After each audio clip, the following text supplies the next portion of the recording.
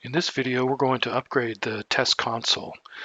It's assumed that this is a clean system or that previous test data has been backed up and the TC removed.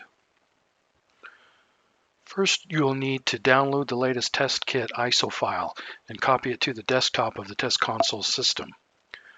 Next, you're going to create a new folder on the desktop. This folder is where you will mount the test kit ISO file. You can use any name, but here we'll use SCK. Next, open a terminal and mount the ISO file to the new folder. Then launch the install script located inside the folder. You'll be prompted for the test console IP address. Enter 10.1.1.2 and press enter. Choose option 2 to create the new TC. Then enter the root password of the test console and press return. The test kit files will be copied and installed to the test console system. This process could take anywhere from 1 to 5 minutes.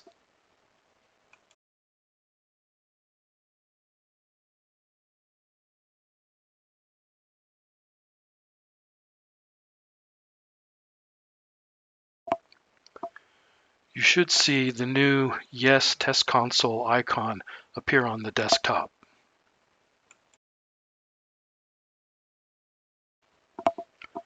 For the next few minutes, background processes will be performed and you will not see a lot of activity on the screen.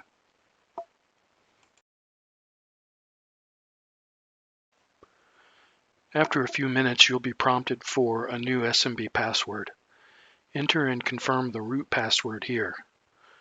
When prompted to make the TC a DHCP or PXE server, press enter to answer yes.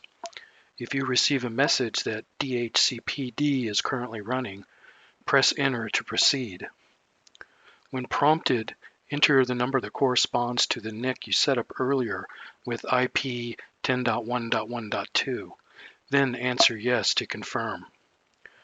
You'll have the option to change the DHCP address range. In most cases, you can simply leave the defaults. When prompted to add or remove ISOs, answer no.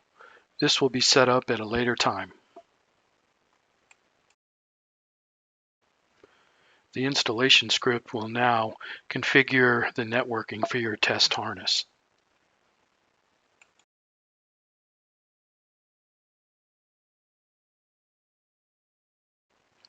At this point, the test console installation is almost complete.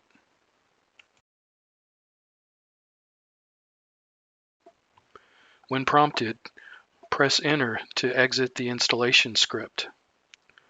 That's all there is to it.